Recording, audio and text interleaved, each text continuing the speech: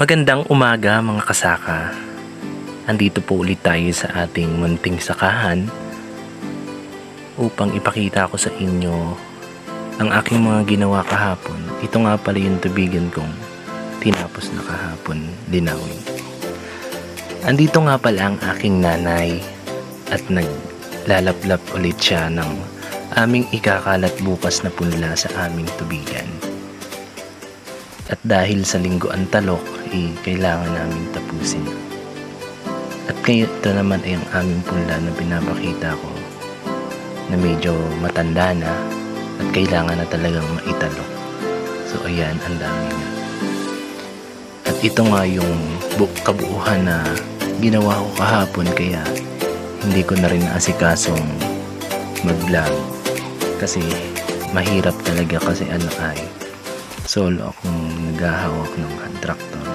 Di ko na nagawang mag-video.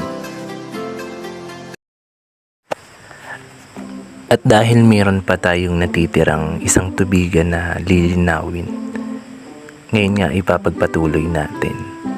At dito nga ay inahanda ko na yung makina dahil sinasalinan ko pa ito ng tubig at change oil. At kaya ko naman sinasalinan ay tumatagas siya dun sa mismong gulong, kaya nauubos yung change oil sa loob. At dito nga ay sinalinan ko na ulit siya ng tubig. Yun nga, nagbuhos na din ako at kasi medyo mainit at liligo din naman ako mamaya. Dito nga ay papaandarin ko na yung aming makina at para makapagsimula na din. Dito nga ay medyo mahirap magbuhay ng ganitong makina kasi meron nga yung bagong makina ay yung kung tawagin ay diyoyo, yung hinahatak lang. At itong makinang ito ay sinauna, kaya medyo mahirap siyang gamitin.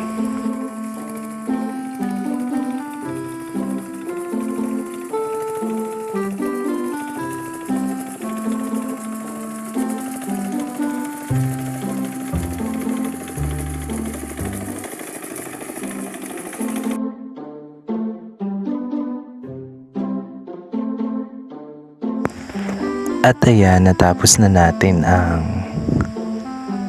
tubigan at ito yung huli nating lilinaw. Natapos na natin ngayong tanghali. At dahil natapos na nga natin yung tubigan, ngayon naman ay tinulungan ko ang aking nanay dahil gagawa daw siya ng niyobak o nilupak. Di ko alam kung anong tawag nito sa inyo. Basta dito ay niyobak. Kung ano man sa inyo, i-comment na lang nyo po kung anong tawag sa inyo. At ito nga po yung saging na nilabon. Babalatan lang po yan at ididiretsyo natin dito sa tinatawag namin lusong. At dito nga ay tapos natin kami at medyo may konting buo lang na So ayan, ito na po yung finished product. Yun nga po, dito na po natatapos ang ating video.